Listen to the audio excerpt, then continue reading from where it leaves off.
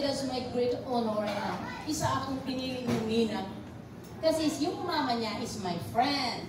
Sabi niya, Ten, kunin mo kita Nina. Sabi ko, kung kunin mo akong Nina, kailangan si gobernador ang partner mo. Hanap ko nga si Gobe, wala eh. Tapos, nung sinabi, biro ko lang yun, si Parabilo ko lang. Nung binigay niya sa akin yung, yung invitation, sabi niya, Ten, ayan na. Sabi ko, yung utang na loob, biro ko lang yun. Ang wala nang atrasan, bahala ka. Ayoko talaga niyan. Sabi niya, Ten, utang na loob, ikaw ba ang advisor ko? Kasi ako daw ang advisor niya. So, in-accept ko yun. So, hindi ka naman nagkakamaling kunin ako. Kasi, I am advisor talaga. Yes! So, I'm very much, overwhelmed.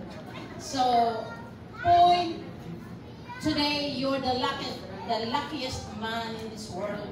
Kasi nakuha mo na si Beverly. And hope and pray na hindi mo siya pababayaan. Likewise, Beverly. So whatever problems you may have, you should have to talk. Hindi dapat pwedeng pag-umagahan pa yung problema niyo. Kasi in-apply namin yan sa asawa ko. So, effective siya. And the best of all time is trust.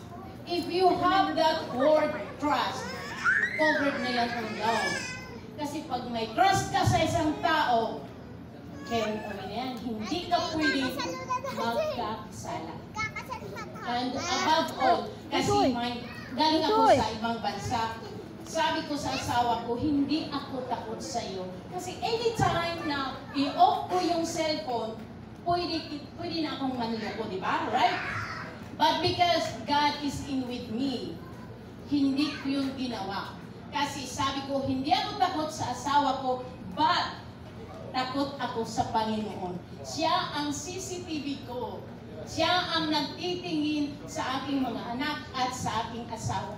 That's why we are strongly together. So, yun lang lagi ninyong At tandaan mo po, ang Panginoon ay seloso.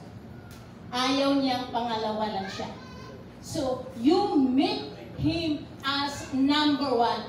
Gawin mo lang pangalawa si Beverly. And likewise, Beverly, make Boy as your second, So, only God make him the number one. And take note, wala pang CCTV niyang mga science na yan.